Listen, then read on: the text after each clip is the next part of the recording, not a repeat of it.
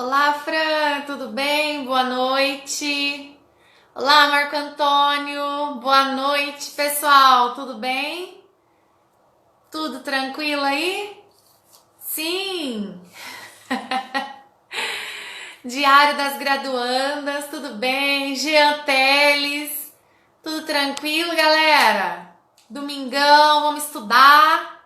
Não pode ficar sem fazer nada. Já que a gente precisa fazer alguma coisa, então vamos estudar, né? Com certeza, vamos estudar. Nesse friozinho ainda, né? A gente tem que pegar aí, ó, livro, caderno. Viviane, tudo bem? Mirelle, tudo sossegado aí, gente? Tudo em paz? E hoje, vamos estudar bastante. Vamos que vamos, tá valendo o sorteio, hein? Do meu material de apoio. Galera aí que ainda não fez, não seguiu todas as regras, dá uma olhadinha no meu feed de notícias, que lá tem todas as regras para você concorrer. Hoje eu já entreguei, ó, o Alexandre acabou de entrar, né, Alexandre? Acabei de entregar hoje o material de apoio pro Alexandre, que foi o sortudo da última live. Júnior Moura, tudo bem? Jéssica Baia, tudo sossegado, gente? Material de apoio hoje que eu entreguei para Alexandre, né, Alexandre? Você já conseguiu ler alguma coisa? Alexandre, entreguei inquérito, ação penal, rejeição do oferecimento da denúncia, oferecimento da queixa, né? E hoje eu vou sortear de novo, mas outro material, tá? Flávia Porelli, tudo bem? Thiago Caetano. E aí, galera, manda coraçãozinho. Oi, Natália, tudo bem? Manda coraçãozinho aí pra vocês chamarem a galera. Diego Coqueiro, tudo bem, gente? Vamos falar hoje de sentença penal condenatória e dosimetria da pena, tá bom? Você ainda não leu, Alexandre? Não deu tempo, né? É muito corrido, entreguei agora à tarde também, né? Mas o material tá bem top, viu? Material bem joia. Eu acredito que vai valer muito a pena, viu? Você vai gostar desse material exclusivo meu. Quando eu preparava as minhas aulas, concurso público, aí eu fui me adaptando, fui me atualizando e aí preparei esse material para vocês, né? Então, galera, manda coração aí para vocês chamarem mais gente, pra gente conseguir hoje fazer a nossa live de sentença penal condenatória. E olha, vou ser bem sincera, todas as vezes que eu falo de sentença penal condenatória, eu me lembro quando eu fazia estágio no gabinete da magistrada, a doutora Maristela. Eu fui a primeira estagiária da doutora Maristela Andrade de Carvalho, em Santo Antônio da Platina, juíza criminal. E eu me lembro certinho, exatamente, quando eu comecei meu estágio foi em 1999, tá? E a primeira coisa que ela pediu para eu fazer, eu estava no segundo ano da faculdade, foi uma sentença penal condenatória. E naquela época, eu não tinha nem direito penal ainda no segundo ano. Então imagina eu fazer uma sentença penal condenatória, né? E aí eu ficava com aquilo na minha cabeça, meu Deus do céu, eu preciso desse estágio, eu não posso perder esse estágio, eu preciso fazer uma sentença, mas de que jeito? Eu não aprendi nem a teoria, imagina a prática, né?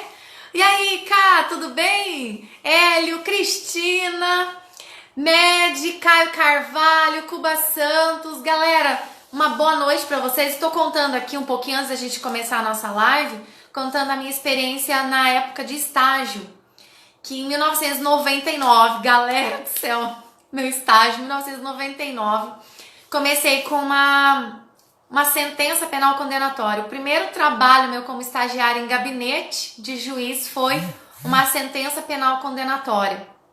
E eu me lembro exatamente que eu não sabia fazer. E eu fiz assim, o relatório, que era o resumo dos autos, né? Na época era tudo processo físico. E quando eu terminei, entreguei para a juíza na época, que eu era a primeira estagiária dela. E ela também nunca teve contato com o estagiário, né? E aí a gente foi fazer um teste para ver se eu conseguia fazer estágio com ela, se ela adaptava com a minha pessoa no gabinete, né? E aí eu me lembro exatamente. Hoje, assim, a doutora Maristela é minha amiga do peito, coração mesmo. É madrinha do meu filho, número 1. assim, tenho o maior carinho, gratidão por ela, porque se hoje eu dou aula de processo penal e direito penal, porque eu devo muito a ela, porque eu aprendi muito direito criminal com ela.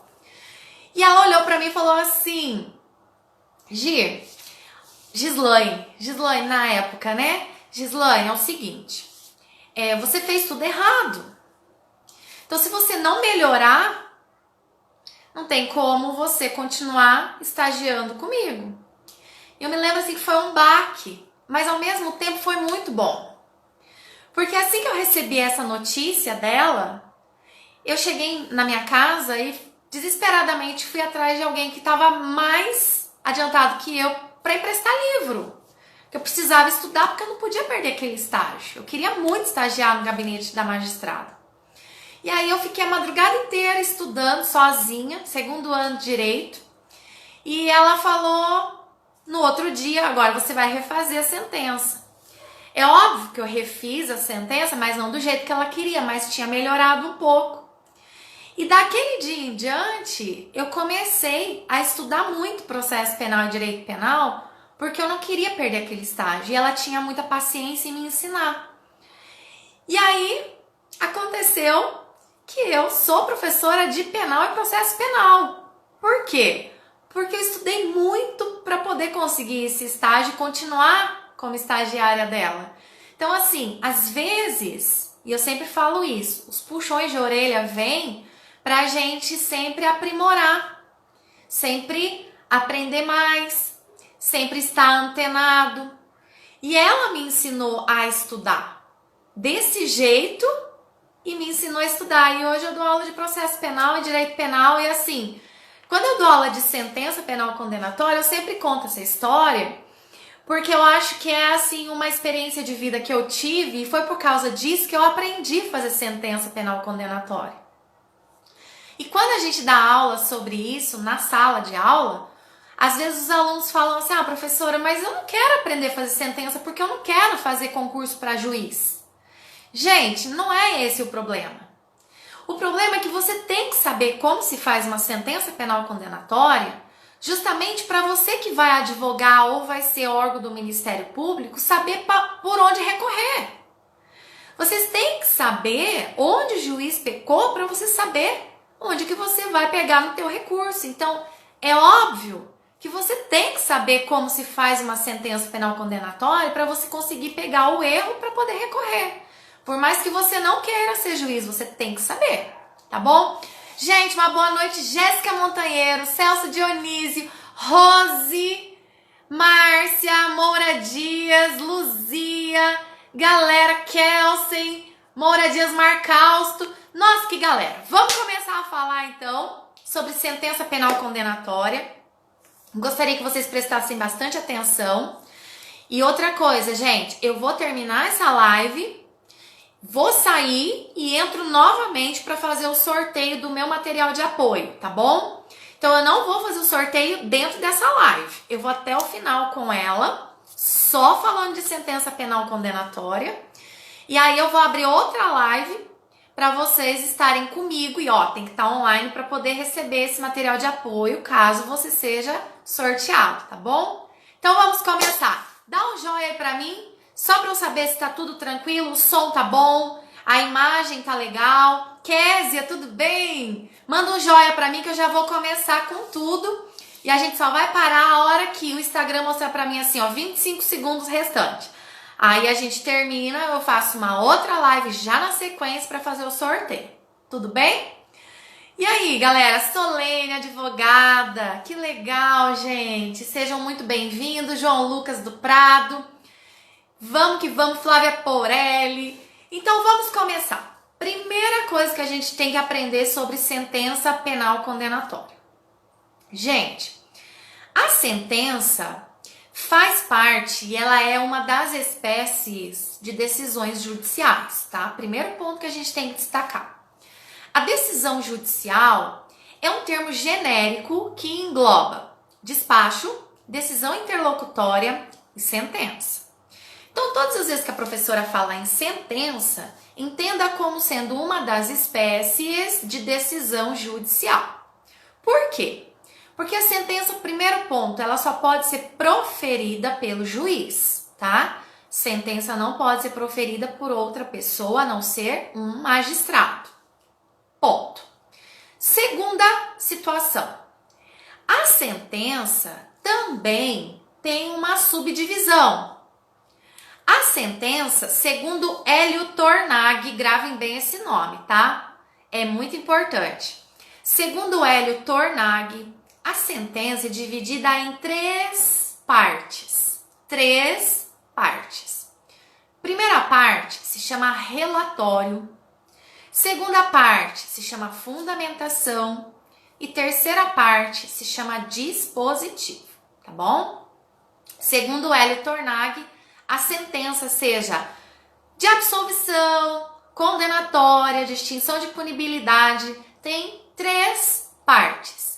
Primeira, relatório. Segunda, fundamentação. E terceira, dispositivo. Muito bem.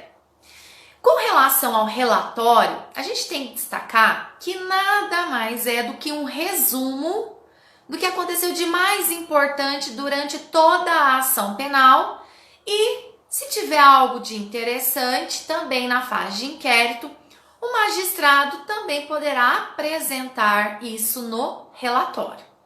Então, o relatório é simplesmente um resumo do que aconteceu de mais importante durante todo o trâmite processual e até mesmo quando aparece algo de suma importância na investigação criminal.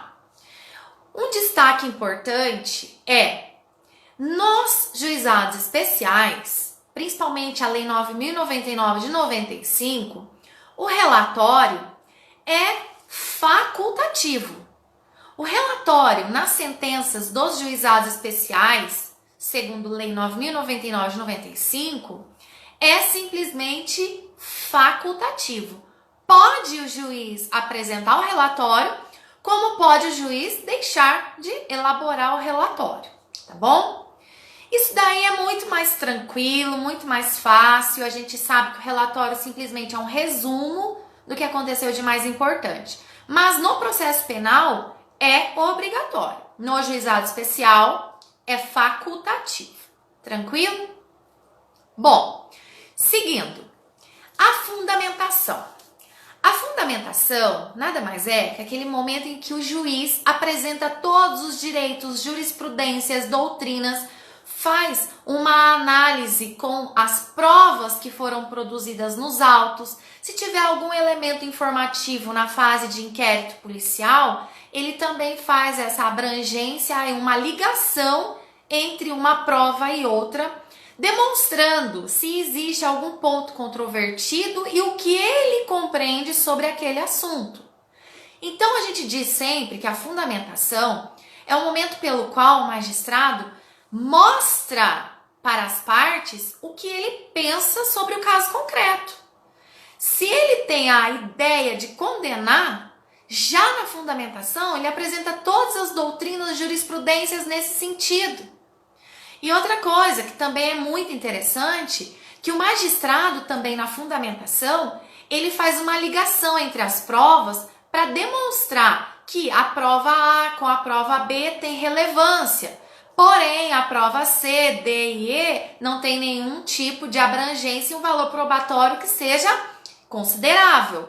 E aí, na fundamentação, também ele apresenta jurisprudências, súmulas, tudo no sentido do que ele já está se programando para sentenciar. Então, uma coisa assim que eu acho que é muito relevante, a gente tem que entender que todas as vezes que o juiz apresenta a fundamentação, ele já demonstra o que ele vem a colocar na terceira fase, que a gente fala que é uma das etapas da sentença, que é o dispositivo. Então, veja bem, só para a gente recapitular, e sejam bem-vindos os que estão entrando agora, que eu estou vendo aqui, tem um monte de aluno meu entrando, José Afonso, CR Advogados, Felipe, Guilherme Rabelo, Mariana, nossa, tem uma galera bacana, Lucas, Mariana Maliski, Lucas Bueno, Rose Costa, Arte Finalista 2020, Edson, Juliana, nossa senhora, que beleza, isso aí galera, vamos estudar, tá bom? Me manda coração aí, tá? Olha só que interessante. Quando a gente fala que existe o relatório, a gente está dizendo que houve um resumo do que aconteceu de mais importante durante todo o trâmite processual e algumas considerações relevantes no inquérito policial. Muito bem. Não é obrigatório ficar citando inquérito policial, porém, existem alguns elementos informativos que não são repetíveis. E aí é considerado um caso que o juiz vai apresentar como sendo parte do relatório, porque é importante, porque ele não conseguiu fazer com que isso ocorresse na fase de ação penal. Exemplo, uma perícia no crime de estupro, tá? Agora, vamos lá. Fundamentação. O juiz já demonstra, segundo a doutrina, jurisprudência, súmulas, ele já faz uma análise entre as provas que foram produzidas, tudo que foi de relevância para a ação penal e também considerável para os elementos informativos na fase de inquérito, caso não exista depois a questão de repetir isso na ação penal, mas seja relevante. Certo. Agora, no dispositivo, o magistrado simplesmente faz um parágrafo dizendo se condena, absolve ou extingue a punibilidade do réu. E aqui a gente vai destacar que é óbvio que vai ter que ter uma relevância no que ele colocou no dispositivo com a fundamentação. Se porventura na fundamentação demonstra todos os elementos que vão convencer as partes que ele vai condenar e chega no dispositivo e ele absolve, isso daí é uma sentença que a gente chama de sentença suicida. O que é sentença suicida? Sentença suicida é aquela que contraria a fundamentação e dispositivo. Se ele dá a entender que na fundamentação vai condenar, chega no dispositivo e ele absolve, isso para a doutrina se chama sentença suicida, tá certo? Agora, o que a gente vai considerar aqui para poder entender sobre a sentença penal condenatória? Vamos imaginar que as provas, ou a maioria das provas, ou a questão de fazer uma ligação entre o que foi produzido, leva a crer o magistrado de que o réu deverá ser condenado. E aí ele vem com o relatório, fundamenta, no dispositivo ele simplesmente coloca, condena o réu nas penas do artigo tal, tal e tal, e aí ele encerra aquela questão e diz, agora eu vou para a dosimetria da pena. Esse é o momento pelo qual a maioria dos alunos ficam de cabelo em pé. Por quê? Porque geralmente aquele que faz o curso de Direito não gosta de matemática. É raro o aluno que gosta de matemática. E para se fazer a dosimetria da pena, ou pelo menos para você recorrer de uma sentença penal condenatória, é óbvio que você tem que saber um pouco de matemática. Porque existe um cálculo. Existe a chamada dosimetria da pena. Então é neste cálculo que a gente vai começar a trabalhar a partir de agora. Então veja bem, só me fala, antes de eu começar a falar a dosimetria da pena, quem aqui que está online vai gostar de fazer dosimetria da pena porque ama matemática? Dá um joia quem ama matemática e coloca um não joia para quem não gosta de matemática. Só quero ver o que vai dar. Vai lá, eu vou começar a falar da dosimetria da pena. Quem gosta de matemática coloca joia, quem não gosta coloca mãozinha para baixo. Quero só ver. Marco Antônio diz que gosta de matemática. Muito bem, muito bom. Gente, olha só. Como que estudante de matemática, de direito, não vai gostar de matemática? Galera, é o seguinte. Por mais que você fale, eu vou fazer direito, por quê? Porque não tem cálculo? Tem cálculo. Se você for advogar na área previdenciária, tem cálculo. Trabalhista, tem cálculo. Lá na esfera civil, indenização, patrimônio, herança, tem cálculo. E aqui no direito penal e processual penal também não é diferente. Tem cálculo também. E outra, principalmente aos que vão advogar. Gente, como é que você não vai gostar de matemática se você tem que receber os seus honorários? Quem que vai fazer o cálculo dos seus honorários? Você vai confiar em deixar para outra pessoa fazer o cálculo dos seus honorários? Então você tem que gostar de matemática. Pelo menos no básico você tem que gostar. E aí eu vejo que a maioria não gosta de matemática, mas comecem a gostar. Por quê? Porque é onde os seus honorários, o seu salário, subsídio, remuneração vem. E você tem que saber quanto que é, tá bom? Então vamos lá, dosimetria da pena. Gente, olha que legal. Primeiro, o juiz condenou o réu. Agora ele vai para a dosimetria da pena. Primeiro ponto que a gente tem que destacar. Para se fazer a dosimetria da pena, a gente tem que entender que existem três fases para a dosimetria da pena, galera. A primeira fase, e é por isso que a dosimetria da pena é chamada de sistema trifásico. Na dosimetria da pena, a gente vai trabalhar a primeira fase, que se chama pena base. Gravem bem. Pena base. Segunda fase da dosimetria da pena é onde o magistrado vai analisar as circunstâncias atenuantes e circunstâncias agravantes. Terceira fase é o momento em que o juiz vai analisar as circunstâncias que são chamadas de causas de aumento de pena e diminuição da pena, tá bom? E aí vai ficar nessa ordem, olha. Pena base, atenuante e agravante, diminuição e aumento de pena, tá bom? E vai ficar desse jeito mesmo. Bom, primeiro ponto que a gente tem que entender aqui é o seguinte. Existem alguns dispositivos legais que nos conduz às circunstâncias atenuantes, agravantes, pena base, diminuição, aumento de pena. E aí a gente vai começar a falar da primeira fase, tá bom? Primeira fase. Vamos aqui estudar a chamada pena base. Gente, eu sempre falo assim, quando você for elaborar uma sentença, ou estiver estagiando com o juiz, ou de repente você for analisar uma sentença para poder recorrer, você tem que entender que a primeira fase, se chama pena base, ela está disposta no artigo 59 do Código Penal. E o juiz, quando ele sentencia, quando ele condena o réu, ele já tem na cabeça dele a pena, não exata, mas pelo menos ele tem a ideia de qual vai ser a pena final. Por quê? Com a pena final, ele vai retroagindo e vai conseguir fazer a pena base. Então, assim, é como se a gente estivesse voltando. Isso é com a prática. O magistrado, ele vai praticando isso que chega a ser automático para ele, tá? É óbvio que se a gente for trabalhar réus, vários réus numa ação penal, a gente tem que fazer a sentença penal condenatória individual. É a dosimetria da pena para cada réu. Se forem vários fatos, vários réus, você tem que individualizar isso na hora de elaborar a sua sentença, tá bom? Não pode fazer tudo junto. É cada um no seu quadrado, tá? E aí a gente tem que entender o seguinte, o que é a pena base? Galera, a pena base está disposta no artigo 59 do Código Penal. Lá no artigo 59, vai falar sobre as condições daquele réu.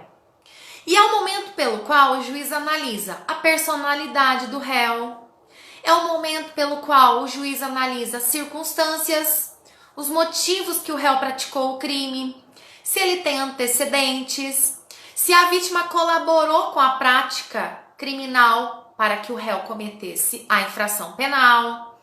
Vai verificar todas essas circunstâncias que estão dispostas no artigo 59 do Código Penal. Veja bem, todas as vezes que a gente fala em pena base, a gente tem que entender que você pegando o crime que você condenou, você não pode fixar a pena base abaixo do mínimo legal e nem acima do máximo da pena do crime. Isso é muito interessante.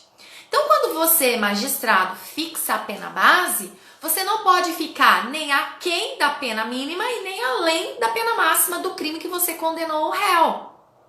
Então, veja, isso é muito interessante, porque senão gera nulidade.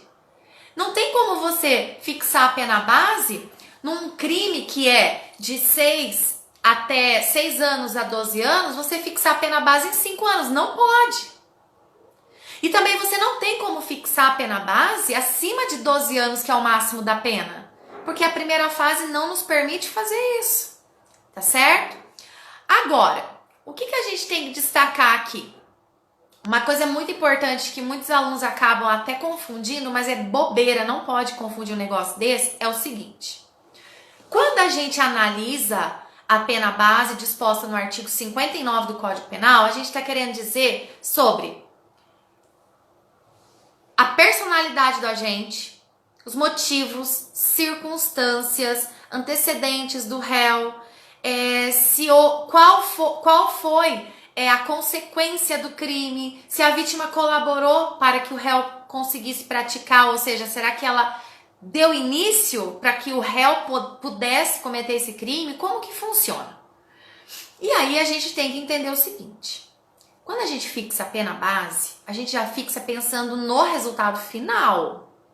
Então veja bem, quando a gente fala em antecedentes criminais, a gente não pode confundir com reincidência.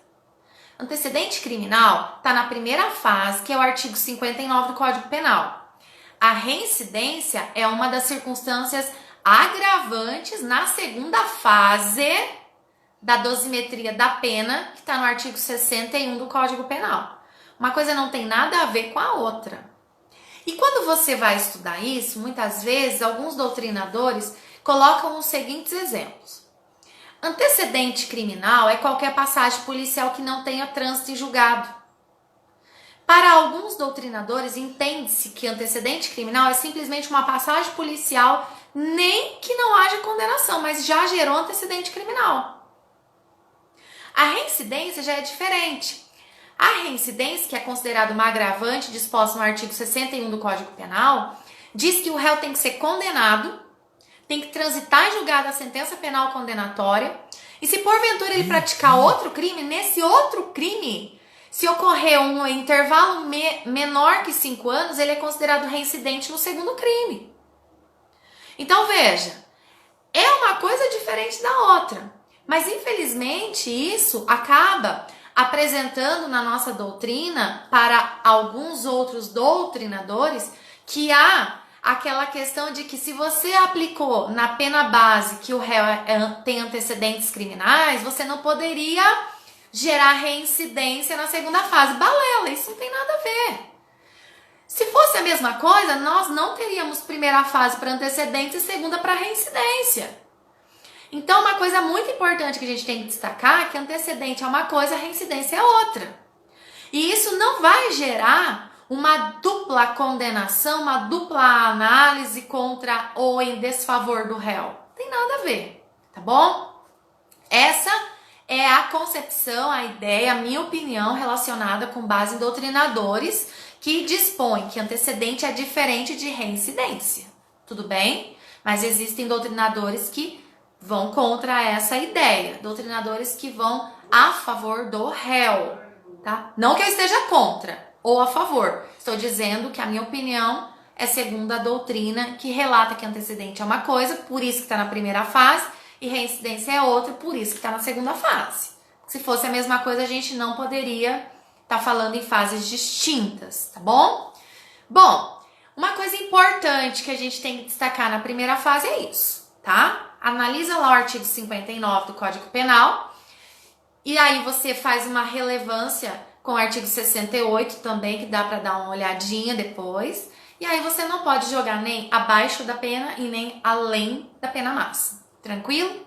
Fixou a pena base, você vai para a segunda fase, que se chama...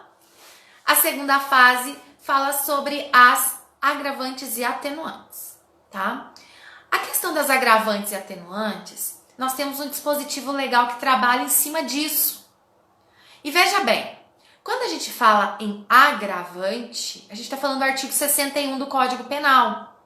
Vamos lá. Quais são as circunstâncias agravantes? Uma delas é a reincidência. Se o réu tem reincidência, o juiz vai fixar a reincidência para ele na segunda fase. E como que eu fixo isso? Como que se faz essa fixação na segunda fase? Será que eu faço essa aplicação da agravante em meses, em anos, em percentual, porcentual, em fração? Como que funciona isso? Gente, é assim. Na primeira fase, a gente fala em anos e meses porque a nossa própria legislação coloca para o crime aquilo, tá bom? Então vamos lá, um crime de roubo, pena tanto a tanto. Então a pena base tem que ser fixada entre aquelas duas penas, mínima e máxima. Tranquilo. A segunda fase já tem a consideração de que, dependendo do número de agravante, você agrava a pena em 3 meses, 6 meses, 9 meses, 1 ano. Gente, isso é subjetivo, é do magistrado, cada um adota de uma forma. E aí tem uma doutrina que fala assim, vamos imaginar que existem 8 agravantes dispostas lá no artigo 61 do Código Penal. O que a gente vai fazer?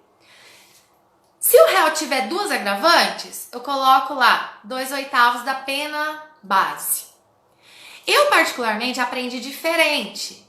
E assim, a forma que eu aprendi eu achei bem interessante porque eu acho muito mais fácil. Agravava em meses. Se tem uma circunstância agravante, vamos lá, dependendo de qual é essa agravante, você agrava em 6 meses. Se tiver 2, você agrava a primeira em 3, a segunda mais 3 meses, 6 meses. E aí a gente vai agravando de acordo com a proporcionalidade do número de agravantes. E automaticamente você tem que fazer o cálculo. Porque se você fixou na pena base, vamos imaginar, 6 anos. Você fixou a pena base 6 anos. Você foi para segunda fase, agravante. Tem uma agravante, você agrava em 6 meses, você já está com 6 anos e 6 meses. Detalhe, você ainda tem que verificar se tem outra agravante. Vamos imaginar que não. Aí você vai para a circunstância atenuante, que é que está no artigo 65 do Código Penal. Vamos imaginar que esse réu, na época do crime, ele tinha 20 anos de idade. E ele acabou, inclusive, na data do seu interrogatório, confessando a prática criminosa. Ou seja, ele tem 2 circunstâncias que vão atenuar a pena dele. Você tem que colocar de uma forma proporcional. Se você agravou em 6 meses uma agravante, você tem que colocar de uma forma proporcional as atenuantes. Então, eu faria, e ó, quando eu falo eu faria, porque é de cada juiz. Tem que ter uma proporção, tem que ter um padrão. E cada juiz adota um padrão, tá bom? Eu adotaria que se eu tivesse agravado em 6 meses, eu atenuaria 6 meses para um, 6 meses para outra. Então, ficaria 6 anos e 6 meses com agravante, 2 atenuantes menos 1 ano, ficaria em 5 anos e 6 meses. Professora do céu, e agora? Vamos imaginar que a pena base já estava em 6 anos, que é o mínimo legal. A senhora passou, na verdade, foi aquém da pena mínima do crime. Pode? Não pode. Gente, a segunda fase também não admite você fixar uma pena aquém da mínima e nem além da máxima do crime. Então, por isso que eu tô te falando. Você tem que saber mais ou menos a pena que você quer condenar no final para você fazer a jogada mental para chegar na pena base, na segunda fase e já na terceira sair decidido. Então vamos lá, vamos imaginar. Se eu fixei na pena base 6 anos, que já é a pena mínima, eu fui para a segunda fase, agravei em 6 meses e ele tem 2 atenuantes, se eu fizer uma padronização de 6 meses para cada, eu vou aquém da pena mínima e eu já erro a sentença. Eu não posso errar a sentença. Então, o que eu tenho que fazer? Eu já jogo 6 anos e 6 meses na pena base.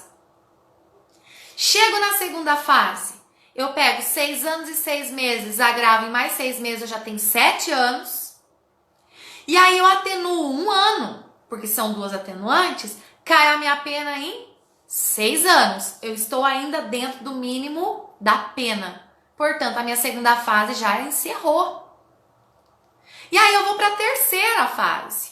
O que é a terceira fase?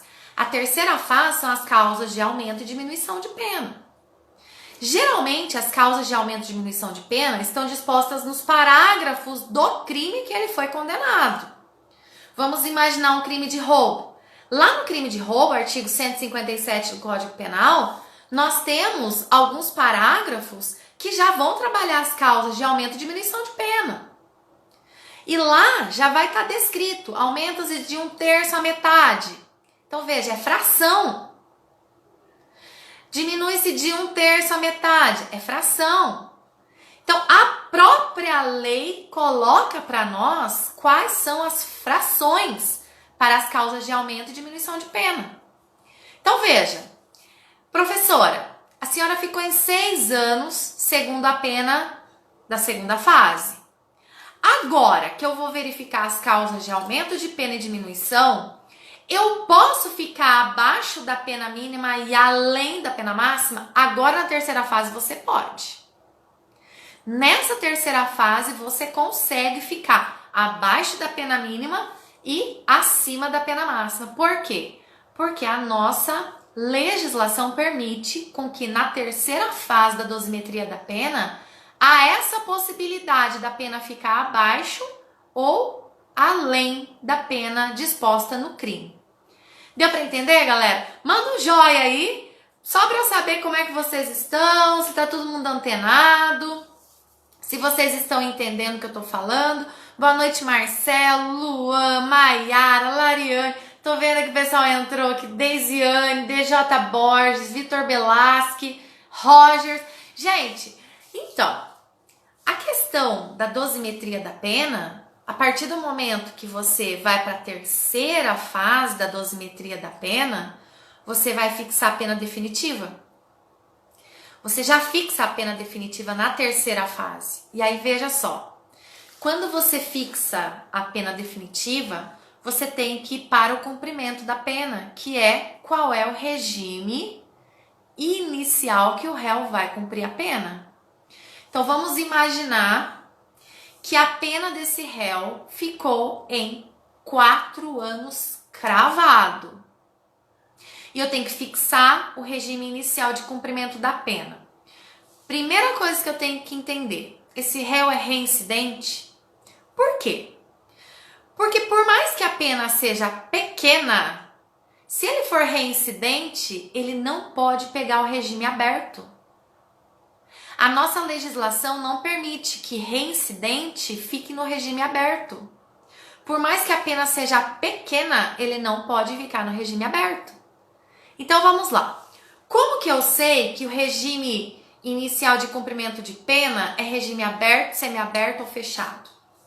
Porque eu sei e decorei, porque a gente tem que decorar, principalmente quando se trata de números, a gente tem que saber que até 4 anos cravado, o regime de cumprimento inicial de pena é o aberto. Se a pena fixada for de 4 anos e 1 dia até 8 anos cravado, é semiaberto. Se for 8 anos e 1 dia até infinito, é fechado. E quando a professora fala regime inicial de cumprimento de pena, é porque ele começa a cumprir a pena nesse regime. Porém, ele pode ter a progressão de regime. E uma coisa importante da progressão de regime é que com o pacote anticrime, a progressão alterou. Agora não é mais em fração. Agora é em percentual. Agora o cálculo é diferente para a progressão de regime, tá bom? Mas isso a gente deixa para a próxima live, né? Progressão de regime, para a gente fazer aqui com calculadora os percentuais, tá certo? Mas vamos agora falar sobre o regime inicial de cumprimento de pena. Se a pena for até 4 anos cravado e ele não for reincidente, ele vai iniciar o cumprimento de pena no aberto. Professora, mas a senhora falou, ele pode ter progressão. Do aberto ele pode progredir? Não, mas ele pode regredir. Se ele descumprir tudo aquilo que for imposto no regime inicial aberto para ele pode regredir, ele pode ir para o semiaberto. Então veja, da mesma forma que ele pode progredir melhorar o regime de cumprimento de pena dele, ele também, se ele descumprir, ele vai poder ter essa desvantagem de regressão do regime. Ele vai para o regime pior, ou seja, ele vai para o semiaberto. Então, 4 anos cravadinho, regime inicial aberto. 4 anos e 1 dia, até 8 anos cravado, semiaberto. 8 anos e 1 dia até o infinito, fechado. Esse é o problema maior, sabe por quê? Porque quando o juiz fixa 8 anos cravado, é semiaberto. Se ele tivesse fixado em 8 anos e 2 meses, 8 anos e 1 dia, 8 anos e 1 mês, era fechado. Então é essa que é a jogada na hora de se fazer a dosimetria da pena. Porque quando você entende de cálculo, você já consegue entender qual é o regime inicial de cumprimento de pena daquele réu. E é por isso que eu tô te falando. Se você sabe fazer uma dosimetria da pena, você já chega com a dosimetria fechada na sua cabeça e só vai retroagindo para chegar na pena base, mas já com a ideia do que ele vai pegar na condenatória, tá bom? Galera, é óbvio que tem mais coisa pra gente trabalhar aqui na dosimetria da pena, tá bom? Vamos imaginar que há a possibilidade da pena privativa de liberdade ela ser convertida em restritiva de direitos. Pode ser convertida em prestação de serviço à comunidade, prestação pecuniária, cesta básica, depende, tá bom? Vai depender das circunstâncias que dispõe o Código Penal. Bom, deu para entender o que é a dosimetria da pena? Vocês conseguiram captar a informação? Vamos imaginar que determinado condenado pega o regime inicial semiaberto. Semiaberto é colônia penal agrícola. E geralmente é difícil ter vaga na colônia penal agrícola. A nossa jurisprudência admite que em caso excepcional de não ter vaga na colônia penal agrícola, ele teria que ficar no aberto, ele não pode ir para um regime pior do que aquele que foi imposto para ele, certo? E aí, o que vocês acham? Agora a gente vai começar a conversar aqui um pouquinho. Essa situação que a gente está vivendo agora, de pessoas que sabem que estão com algum problema, estão aí na rua, e transmitindo doença e tudo mais. Tem jeito de prender em flagrante essa galera? Tem jeito de prender em flagrante, sim. Vão responder por crime contra a saúde pública. E eu jogo ele na cadeia? Coloco lá na cadeia pública? Largo lá? Para transmitir para todo mundo que tá preso? Então é por isso que eu não posso prender em flagrante? Gente, uma coisa importante.